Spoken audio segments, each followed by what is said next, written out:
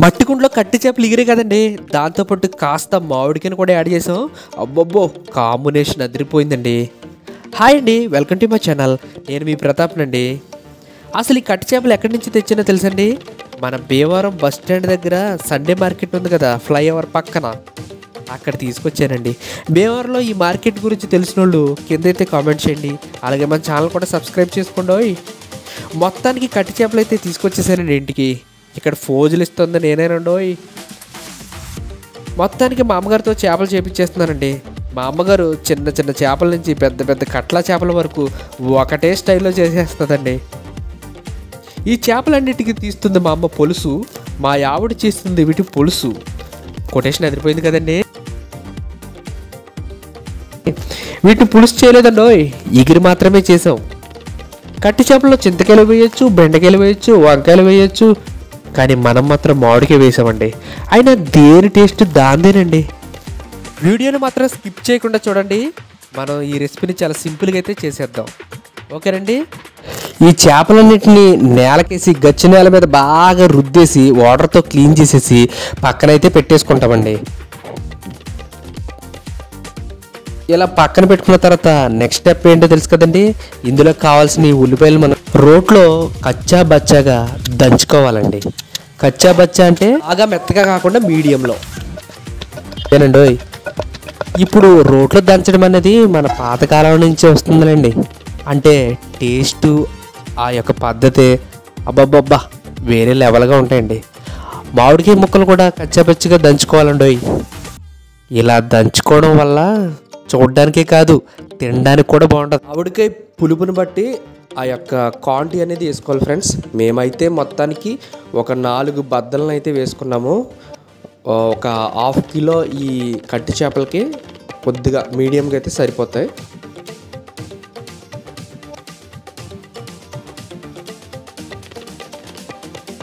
ఇప్పుడు చెప్తాను, జాగ్రత్తగా వినండి. లాస్ట్ వీడియోకి ఏదో మొత్తానికి కొలతలు పెట్టండి సార్ అని ఎవరో కామెంట్ పెట్టారు. సో సారీ, కామెంట్ పెట్టడానికి కూడా నాకు టైం లేదు. సో ఇప్పుడు చెప్తాను వినండి. 1/2 కేజీ కట్టు పరుగులకి 4 ఉల్లిపాయలు 4 బద్దల కింద చీల్చుకుని దాన్ని రోట్లో దంచుకున్న ఈ పేస్ట్ని మనం మట్టి కుండలో వేసుకొని, తర్వాత మనం 5-6 పచ్చిమిర్చిని చీలికల కింద చీల్చుకుని అవి కూడా ఇందులో వేసుకొని, ఇప్పుడు మనం క్లీన్ చేసుకున్న ఈ కట్టి పరుగులు కూడా ఇందులో వేసుకుని, తర్వాత ఉప్పు మీ చేతికి ఇచ్చేస్తున్నానండి. ఉప్పు 2 స్పూన్లు, అంటే మనకి ఉప్పు సరిపోతే తర్వాత టేస్ట్ చూసి వేసుకోవచ్చు.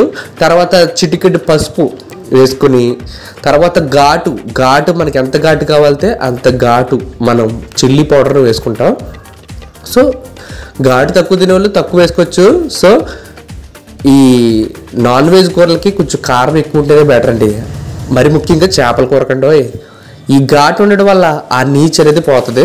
సో నెక్స్ట్ వీటిని ఆయిల్ వేసిన తర్వాత ఇలా ఇలా ఇలా పులిహోర కలిపినట్టు కలపాలండి. పులిహోర కలుపుతానండి మీకు బాగా వచ్చాను అనుకుంటాను నేను, కాదండి. ఇలా కలిపిన తర్వాత దీంట్లో వాటర్ వేసేసుకుని, ఆ వాటర్ కూడా జస్ట్ అలా గ్రేవీకి సరిపడా, అంటే మనం చేస్తుంది ఎగిరి కదా, కొంచెం ఒక 2 గ్లాసులు వేసుకుంటాం అనుకోండి సరిపోతుంది. అంతేనండి. 2 కరివేపాకులు వేసుకుని పొయ్యి మీద పెట్టేసుకుంటే అంతేనండి. చాలా సింపుల్ కదా. ఇప్పుడు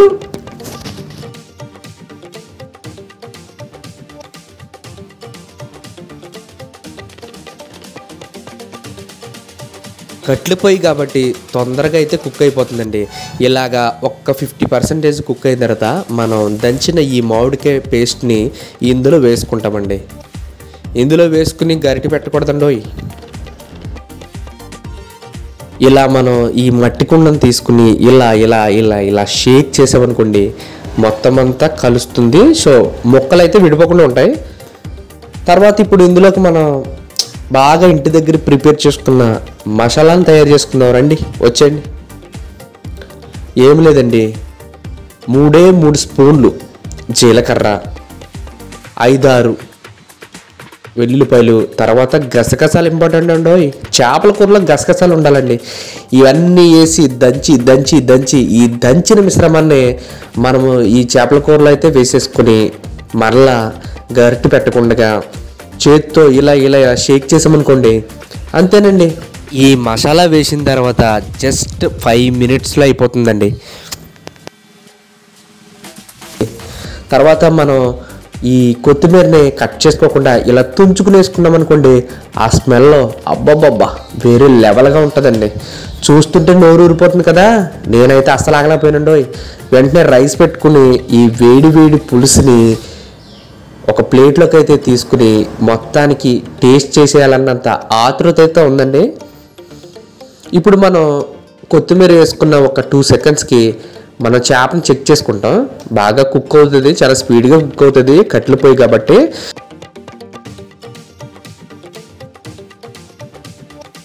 చేపల కూర చల్లారిన తర్వాత తింటే చాలా బాగుంటుందండి. కానీ మనం అంతవరకు ఆగలేం కాబట్టి ఇప్పుడు ఈ చేపల కూరని రైస్లో పెట్టుకుని వేడి రైస్లో వేడి చేపల కూరని పెట్టుకుని తింటే అబ్బా, చూసారండి మొత్తం చూస్తే నోరు ఊరిపోతుంది కదా. ఇప్పుడు ఇలా పెట్టుకుని తింటేనండి అబ్బా చాలా బాగుందండి. అసలు ఈ పల్లెటూరు వంటలకే ఫిదా అయిపోతారండి మీరు. చాలా అంటే చాలా బాగుందండి. మీరు కూడా చాలా సింపుల్గా ఈ రెసిపీని చేసేసుకోవచ్చు. అలాగే మన ఛానల్లో మంచి రెసిపీస్ ఉన్నాయండి. మన ఛానల్ ఓపెన్ చేసేసి చూసండి. Thank you for watching friends.